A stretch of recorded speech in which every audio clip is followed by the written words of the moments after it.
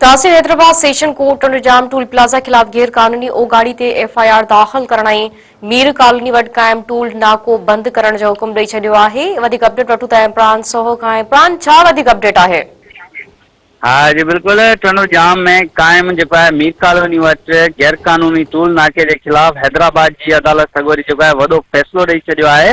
टंडो जाम के मकामी वापारी आहिनि जंहिंमें जो है ईश्वर लाल, गोविंदास, अब्दुल वासे ऐं जो है इनाम उलक इन्हनि जो है मकामी वापारी आहिनि कोर्ट में दरख़्वास्त दाख़िल कराईंदे मौक़िफ़ इख्तियार कंदे चयो हो त जो है डोक जे कंपनी मीर कॉलोनी वटि गैर कानूनी टूल नाको कायम करे गैर कानूनी तौर ते जो है गाॾियुनि खां 5 खां 8 हज़ार रुपया उगाड़ी करे रहिया आहिनि। जेको अमल गैर कानूनी आहे हिननि चयो त असां जो है अहिड़े अमल खे रोकाइण वियासीं त अमले संदन मथां तशदुद कयो।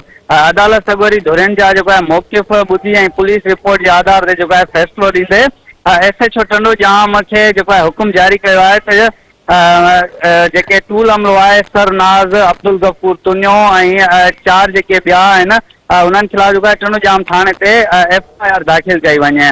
अहिड़े फैसले खां पोइ जो है इलाइक़े वासियुनि थोरे वापारियुनि में जो है ख़ुशी जी लहर छाइजी वई आहे। जॾहिं त वापारी अॻवान टूल अमले जी नाजाइज़ी जो है भरपूर जवाब ॾिनो वेंदो।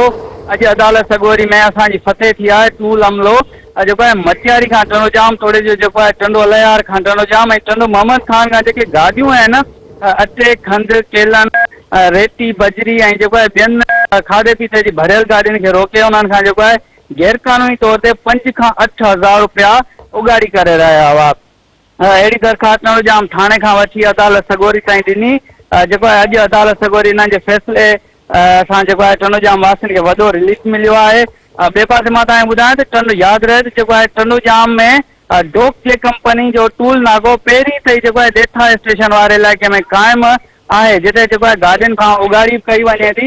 हीउ जेको आहे हिननि ईअं खणी चइजे त करप्शन जो हिकिड़ो नओं बहानो ॻोल्हे ऐं टंडो जाम जे मीर कॉलोनी ऐं टंडो जाम जे नाके स्टाफ वटि गैर कानूनी नाको लॻाए जेको आहे गैर कानूनी तौर ते वसूली करे रहिया हुआ। ॿिए पासे जेको आहे अहिड़ो ऑर्डर खणी थोरी देर में जेको आहे वापारी टंडो जाम थाणे ते पहुची ऐं टूल अमले खिलाफ़ जो है केस दाख़िल बि कराइण जो ऐलान उन्हनि कयो आहे। जी इमरान, वॾी महिरबानी अपडेट ॾियण जे लाइ।